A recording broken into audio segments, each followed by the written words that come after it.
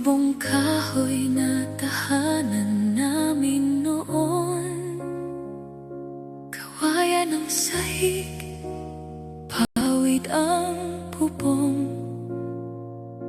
Doon nagsimula ang pangarap ng isang bata. Sa likod ng bahay ang munting banyo. Paggabi, takot akong lumabas mag-isa.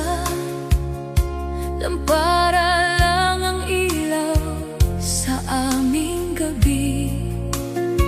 Minsan wala pang gas, kaya maaga ang tulog. Bagoong at tuyo ang madalas na ulam, mais na kanin at gulay sa hapag. Pinakamasayang araw kapag